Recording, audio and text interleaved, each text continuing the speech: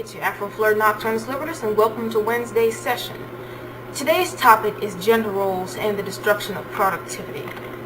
Now, gender roles only become bad when they are forced on an individual or when there's a huge social outcry when one wishes to go against said roles. Gender roles differ according to cultural historical context, and while most cultures express two genders, some express more. Androgyny, for example, has been proposed as a third gender.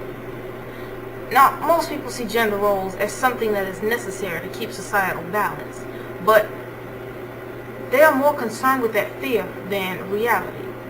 Gender roles hinder progress because they promote assigning a societal role to someone based on their gender as opposed to their individual abilities and skills. See, gender roles are essentially opposed limitations on behavior based on what you got going on between your legs. Now, gender roles are a set of societal and behavioral norms that are generally considered appropriate for either a man or a woman in a social or interpersonal relationship. These roles don't necessarily fit into a person's individual abilities, but the purpose it serves is to aid capitalism in giving society a mediocre level of intellect or productivity, while keeping them in a paradigm of fake progress. In other words, it is utilized to prevent thriving. They want us to survive, not to succeed. When being enforced, I find that it hinders the progress of developing a well-rounded society. For the people then become so uptight to such labels and such said roles that they begin to depend on them and seeing them as the correct way of living. This leads to so many problems that we have now.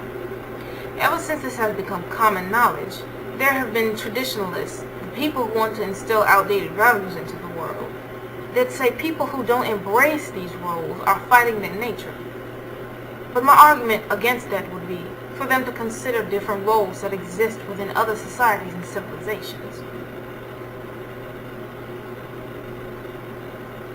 From approximately the 1700s to the 1900s, women served as soldiers for the Kingdom of Dahomey, a slave trading nation in Africa. A significant number of people do not fit within these supposedly natural gender roles. There are many families where the man prefers cooking and the woman prefers yard work. There are families where the mother would rather work and the father would rather stay at home with the new baby. The reality of this is that people are incredibly diverse, and for a naturally nurturing woman, there is one who finds having children foreign and frightening. For every man who loves to fix things, there is a man who would prefer to take his car to the shop or call a plumber. Is that the idea that there are natural gender roles pushes people into specific boxes they don't necessarily want to be in. I have female friends who aspire to be historians, judges, and scientists, and I have male friends who aspire to become stay-at-home dads or childcare workers. Should they be told that they aren't suited for these positions just because they are male or female? This is a large portion of why many people today see gender roles as counterproductive.